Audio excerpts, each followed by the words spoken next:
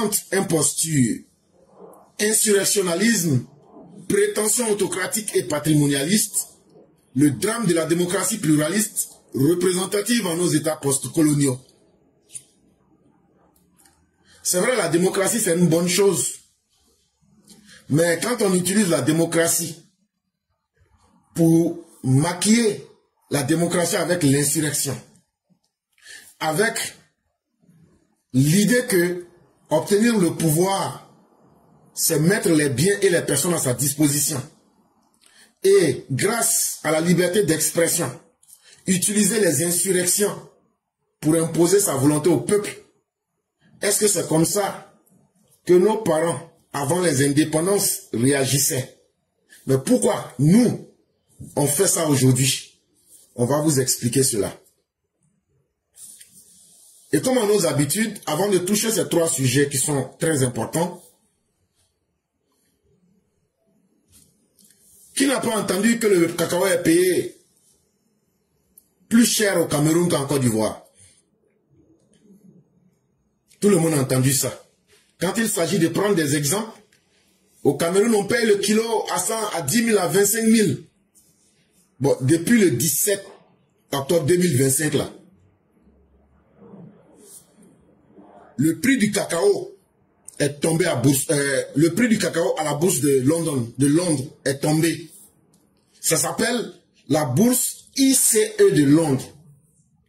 Les cours sont passés de 12 000 tonnes. Aujourd'hui, on se retrouve à 5 883 sur la tonne. À la mi-octobre, c'est-à-dire le 17 octobre 2025 pour être plus précis. Et pourquoi? Parce qu'il y a un ralentissement des ventes. Et ce ralentissement des ventes a fait qu'il y a eu un réajustement qui a été fait par les investisseurs. En français simple. Depuis la mi-septembre, c'est-à-dire depuis le 17 octobre 2025, les grands qui fixent le prix du cacao dans le monde et puis ils payent là. Ils disent que ceux qui payent cacao là, ils ont un peu ralenti leurs activités. Et donc cacao là, ça sort plus. Comme cacao là, ça sort pas là. Ça veut dire que les gens ne payent pas là. Donc eux, qui sont les grands investisseurs qui payent et puis qui revendent, eux là, ils ont arrêté de payer d'abord. Et donc là, ils ont baissé le prix du cacao à Londres, à l'international. Et qu'est-ce que cela a provoqué? Automatiquement, à la même date, le cours du cacao camerounais a connu une baisse. Aujourd'hui, le cacao est payé à 2639 francs CFA, 639 francs CFA le kilogramme au Cameroun. Et ça qui nous donne l'information, c'est l'Office national du cacao et du café du Cameroun, ONCCC. Donc, ce n'est pas difficile, tout le monde peut taper Office national du cacao et du café Cameroun. Et vous allez voir si ce que je dis, ce n'est pas vrai là. Avant la fin de l'émission, vous dites tu mens. Maintenant, pourquoi le cacao est toujours payé en Côte d'Ivoire à la même date du 17 octobre 2025? Pourquoi le cacao est payé à 2800 francs CFA le kilogramme? Voilà la question que nous posons à tous ceux qui disent qu'ils voulaient vraiment aider les Ivoiriens. Pourquoi aujourd'hui le président Alassane Ouattara paye le cacao, le kilogramme à 2800 francs CFA en Côte d'Ivoire? Parce qu'il y a une politique soutenue, il y a une politique réaliste, il y a une politique pour aider les paysans qui est basée sur la réalité. Et c'est ce que j'avais expliqué ici quand quelqu'un m'avait posé la question. J'ai dit cacao, café que vous voyez là, c'est les blancs qui utilisent ça beaucoup. Le jour que les blancs disent qu'ils n'en ont pas besoin là, ton cacao là, ça devient zéro dans ta main. Bon, c'est ça qui est arrivé là. On n'a même pas encore dépassé 2 semaines, c'est ça qui est arrivé. Les blancs disent que comme les grandes compagnies qui prennent cacao là pour utiliser ne payent pas là, donc eux là, ils sont obligés de baisser les prix. Donc quand les prix sont devenus bas, les Camerounais là, eux, ils ont baissé leurs prix en même temps. Mais les Ivoiriens là, eux, ils ont maintenu, Alassane Ouattara a maintenu les 2800. Qu'est-ce qui lui a permis de défier les cours internationaux? Qu'est-ce qui a permis que le président Ouattara puisse maintenir le cacao 1 kilo à 2800 parce qu'il y a une politique de stabilisation des prix. J'ai déjà expliqué ça. Ça veut dire, par exemple, si on paye le cacao à 3000 francs le kilo, Alassane Ouattara dit, moi je vais payer le cacao à 2800. Les 200 francs qui restent là, on prend ça, on met ça dans une caisse. C'est pour les paysans.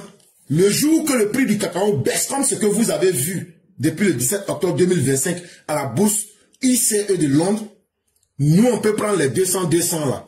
Et puis on dit les paysans, calmez-vous, le prix là ne va pas changer. Bon, c'est ça qui est arrivé là. Et puis aujourd'hui, où le Cameroun baisse le prix pour que le kilogramme du cacao soit payé aujourd'hui à 2639 francs CFA le kilogramme, nous on peut encore maintenir notre prix à 2800 parce que nous avons un plan pour sauver les paysans. Et donc, cet exemple étant donné, nous attendons maintenant ceux qui disaient que le Cameroun, c'était comme ci, c'était comme ça. J'espère que vous aurez de la voix pour venir contester ce que nous disons ici. Chers parents, entre imposture, insurrectionnalisme, prétention autocratique et patrimonialisme, le drame de la démocratie pluraliste représentative en nos États postcoloniaux. Chers parents, pour vous dire la vérité, l'Afrique n'a pas commencé après la colonisation. Il y avait une Afrique qui existait avant 1960. Et dans cette Afrique qui existait, quand vous regardez comment les gens se comportaient, les gens étaient mieux organisés, les gens avaient une bonne raison pour pouvoir continuer la vie.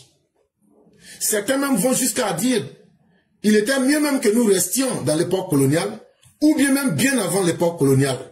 Parce que nos lois traditionnelles avant l'arrivée des Blancs, c'était des lois concrètes.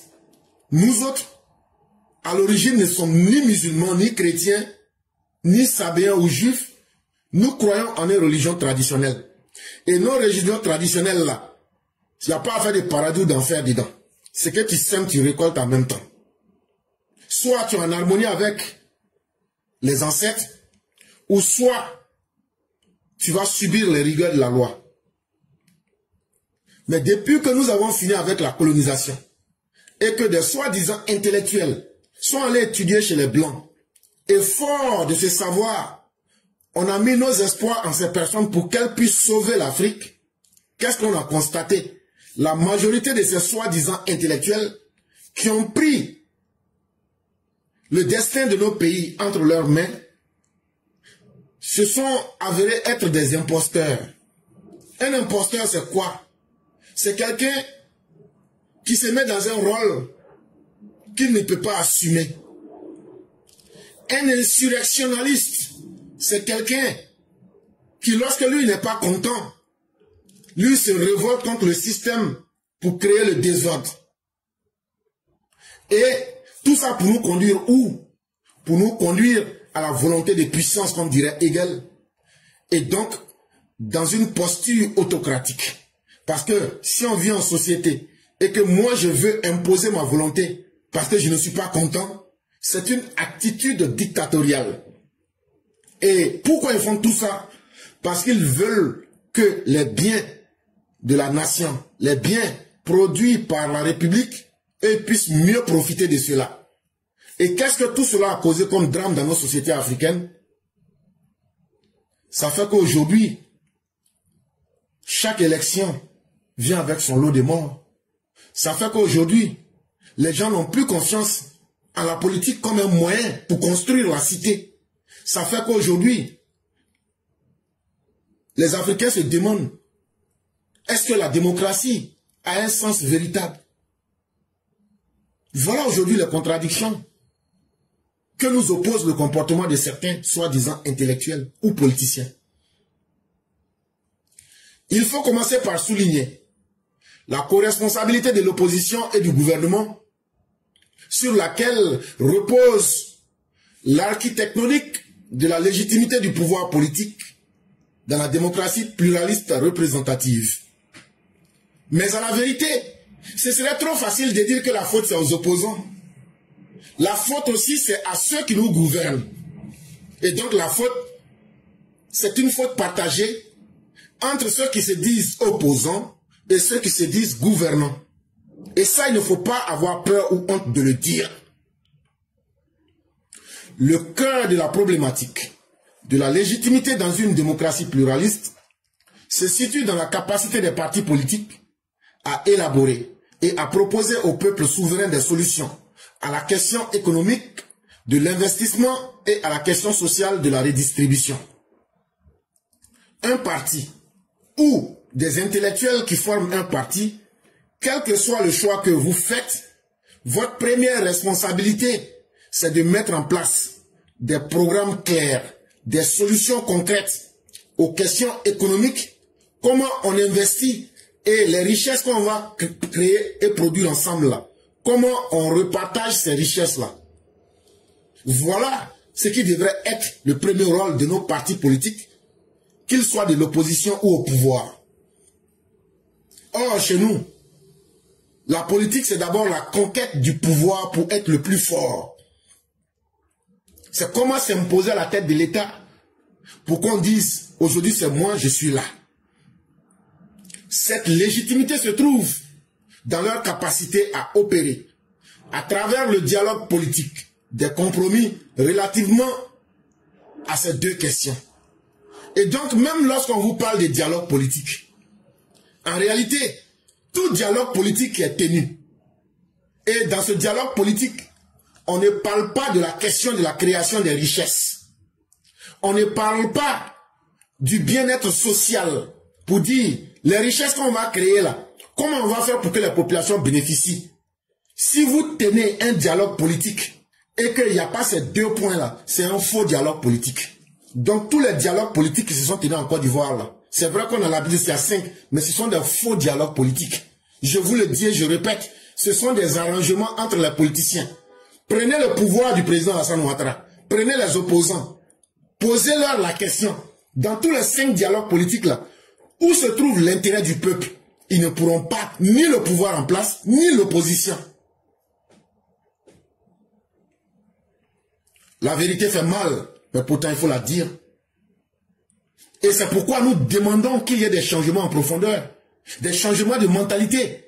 Et ce changement de mentalité ne pourra débuter que lorsque nous, on va vous montrer la vérité des choses. À vous le peuple. Pour que vous compreniez là où les politiciens veulent vous amener. Les dialogues politiques là, c'est pas fait pour que des politiciens partent s'asseoir pour dire, bon, comme on s'est assis là, les crimes qu'on a commis là, on n'a qu'à se pardonner entre nous. Bon, on n'a qu'à se partager des mallettes d'argent. Bon, on n'a qu'à essayer de voir comment on peut bien vivre entre nous. C'est justement ça qui est le problème de nos opposants et de nos partis politiques après le départ des Blancs des années 1960. C'est qu'ils font la politique d'abord pour eux-mêmes et non pour la population. Et l'exemple concret, c'est ce que je venais de vous prendre. Il y a eu 5 dialogues politiques en Côte d'Ivoire. Mais il n'y a pas une ligne qui dit voici que nous devons penser ici à la population. Voici ici comment nous devons créer des richesses. Ça n'a jamais existé. Et donc la faute revient et aux partis en place, au pouvoir, et aux opposants. Donc dans tout dialogue politique, si on ne parle pas d'un premier point qui est comment on va faire pour créer les richesses, et deuxième point, comment on va partager ces richesses, c'est un faux dialogue politique. C'est un arrangement entre des hommes, des entités privées à la tête de l'État. Donc vous êtes pris en otage. Parce qu'un parti politique, c'est d'abord une organisation privée. Imaginez-vous des organisations privées qui viennent discuter au nom de la nation, sans tenir compte de vous, vos intérêts. Ça veut dire qu'ils vous ont pris en otage. Ça veut dire que le bien qu'on devrait redistribuer pour tout le monde là, eux s'asseyent et puis se partagent ça entre eux. Et puis ils vous donnent la pauvreté en héritage. Et c'est notre responsabilité de vous expliquer ça clairement. Les gens peuvent accepter ou ne pas accepter. Mais si on explique ça clairement là, vous allez comprendre. Cet impératif démocratique pointe une double responsabilité. Celle de l'opposition comme contre-pouvoir et celle du gouvernement comme pouvoir. Et la conséquence est claire. Ceux qui sont à la base de cette déviance, c'est le parti au pouvoir dans nos pays africains, mais c'est aussi les oppositions. Parce que nos oppositions, si elles se mettaient dans leur rôle véritable de dire « nous sommes des opposants », nous allons critiquer le parti au pouvoir pour qu'il améliore sa manière de faire les choses pour le peuple. Non seulement cela leur aurait donné de la crédibilité, mais ça aurait permis que les choses puissent avancer. Et le parti au pouvoir, lui, au lieu de se concentrer pour être un modèle d'éducation, pour canaliser le peuple et montrer la voie, fait du compromis avec des opposants qui ne cherchent que leurs intérêts. Et donc ça fait que les gens se disent, est-ce que la démocratie là, ce n'est pas une séance d'arrangement entre des entités privées qu'on appelle partis politiques? Une opposition est dans l'imposture quand elle revendique le pouvoir gouvernemental sans proposer au peuple souverain des solutions alternatives en matière d'investissement économique et de redistribution sociale. Donc si tu vois une opposition qui dit non, on est opposant, nous on veut le pouvoir, mais ils ne sont pas capables, ces opposants, de faire un plan pour dire voilà où nous on peut améliorer vos conditions de vie. Voilà ce qu'on peut faire. Si on investit de telle façon, voilà comment on peut créer des richesses. Et voilà comment on peut redistribuer ces richesses. Si tu vois une opposition qui n'est pas capable de faire cet exercice, c'est comme un élève de CP1, pardon, un élève de CE1 qui n'arrive pas à faire un exercice de CP1. C'est aussi simple que cela. Ça veut dire, ce sont des opposants incapables qui n'arrivent pas à jouer leur rôle dans la société. Et notamment, quand elle a déjà gouverné le pays et qu'elle refuse d'assumer son bilan et d'y répondre. Et l'exemple le plus concret, cette opposition d'hommes défaillants et de femmes défaillantes, si par malheur, comme dans le cas du PPACI, honteusement devenu, le FPI, honteusement devenu PPACI pour cacher leurs lacunes, si ces opposants avaient déjà dirigé le pays comme le PDCI, le parti des dégonflés de Côte d'Ivoire, alors là, ça devient encore 2 fois plus grave. Parce que c'est une double insulte au peuple. Ça veut dire, nous on sait qu'on ne vaut rien, hein, mais on va s'imposer à vous. Et vous serez obligés de faire avec nous. C'est ce que ça veut dire. Parce que quand tu as dirigé là, tu dois être capable de dire, quand j'ai dirigé, voilà mon bilan. Et tu dois assumer ton bilan. Mais quand ton bilan est médiocre, lamentable, et que tu refuses d'assumer ton bilan, mais que tu veux continuer à revendiquer un rôle politique dans la société, mais sans être capable de montrer que tu as une capacité de pouvoir montrer un chemin économique en termes d'investissement. Et comment tu vas faire pour que tout le monde puisse gagner là-dedans pour rendre meilleure la vie sociale? Ça s'appelle de la double tromperie. Un gouvernement est dans l'imposture quand il entend conserver le pouvoir après avoir échoué à résoudre la problématique économique de l'investissement et le problème social de la redistribution. Maintenant, si vous avez un gouvernement qui n'arrive pas à répondre aux besoins économiques de la population, qui n'arrive pas à traiter les questions économiques de la société, qui n'arrive pas à proposer des solutions d'investissement pour créer la richesse, et qui n'a pas de solution face aux problèmes sociaux de la population, et qui prend l'argent que les gens gagnent, le peuple produit le PIB, eux prennent cet argent-là, et puis maintenant, eux s'engraissent, et ils ne redistribuent pas cet argent-là. C'est ça qu'on appelle un gouvernement qui est dans l'imposture.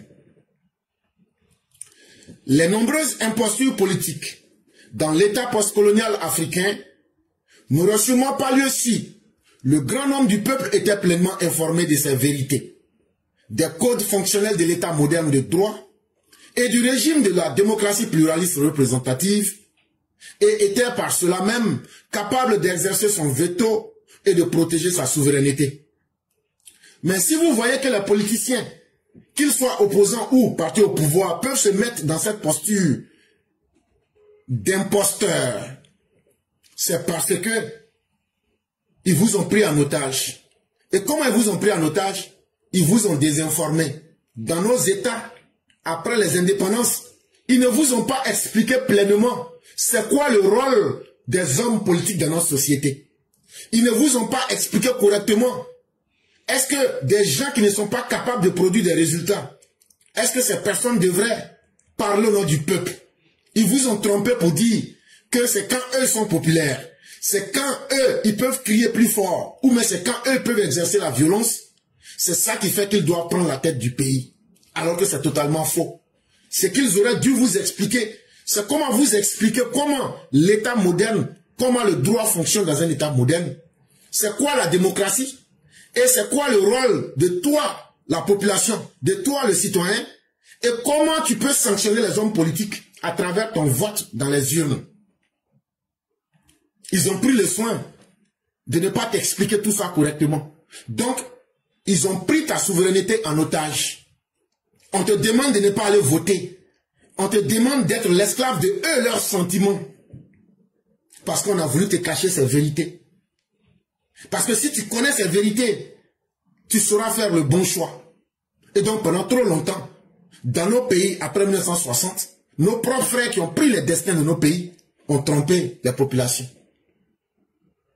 Notre problématique démocratique en Afrique, dans l'état postcolonial qui s'est installé sur la rupture des coutumes et la charte traditionnelle, vient de la sous-information et de la désinformation organisée du peuple, de sa méconnaissance des nouvelles chartes régulatrices, de la politique et de l'état moderne.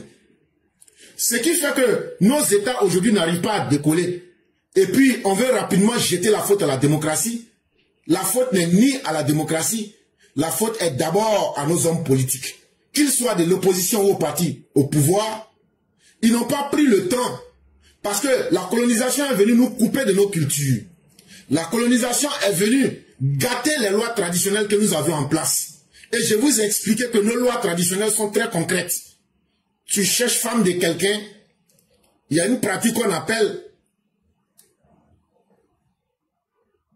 la pratique des vers. Si on t'attrape là, et que tu dis c'est faux là, on va te dire, il faut partir. La femme, là, on va l'appeler. Quand on va finir la pratique, là, si tu te vas chercher femme des gens, là, et que tu as menti que c'est pas toi, il n'y a pas de problème. On va dire, c'est pas grave, il faut partir. Je ne vais pas expliquer ça comme ça. Mais la femme, là, on sait que tu vas revenir. Quand tu vas revenir, tu seras collé sur elle. Quand tu vas revenir après un autre jour, là, tu seras collé sur elle. Et là, vous serez deux collés. On va vous prendre là, et puis on va tourner avec vous dans le village.